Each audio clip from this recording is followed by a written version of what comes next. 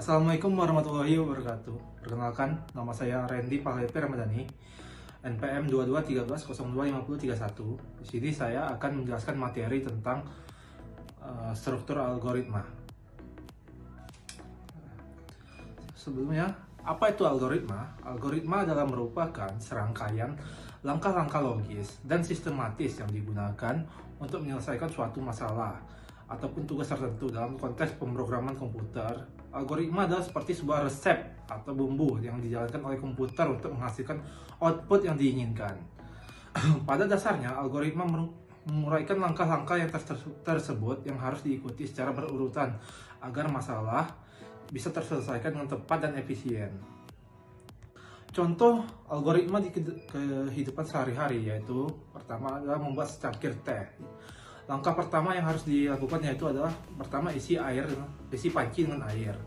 Lalu yang kedua, panaskan air hingga mendidih. Lalu yang ketiga, letakkan kantong teh dalam cangkir. Lalu selanjutnya yang keempat, tuangkan air panas ke cangkir. Lalu yang kelima, tambahkan gula sesuai selera. Dan yang terakhir, keenam, aduk hingga rata. Selanjutnya untuk struktur dasar algoritmanya, yaitu yang pertama adalah input.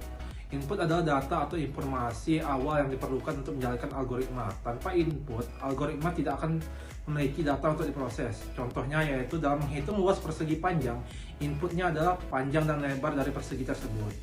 Lalu kedua ada proses. Proses adalah inti dari algoritma, di mana input dapat menghasilkan output. Proses ini melibatkan langkah-langkah yang logis atau sistem operasi yang tertentu yang diterapkan pada input.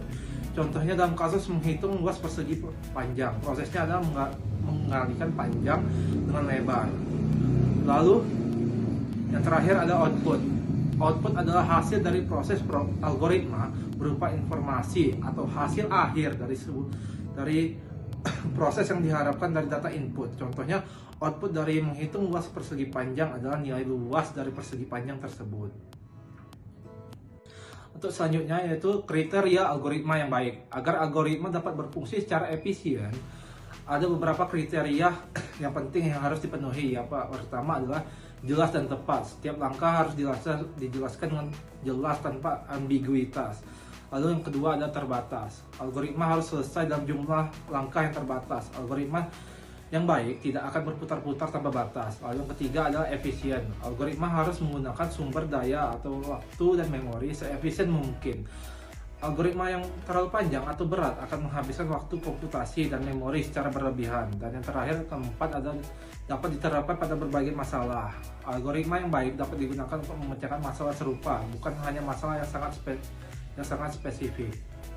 Selanjutnya yaitu adalah apa itu pseudocode. Pseudocode adalah metode atau untuk menuliskan algoritma secara deskriptif dalam bahasa yang menyerupai kode pemrograman, namun tetap mudah dipahami.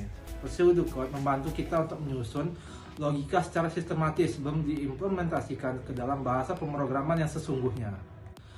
Contoh pseudocode yaitu menghitung luas persegi panjang. Yaitu pertama kita memulai atau start, lalu memasukkan panjang dan memasukkan lebar. Lalu operasi akan menghitung luas dengan panjang kali lebar. Lalu akan ditampilkannya hasil dari perkalian tersebut, yaitu hasil dari luasnya. Lalu selesai.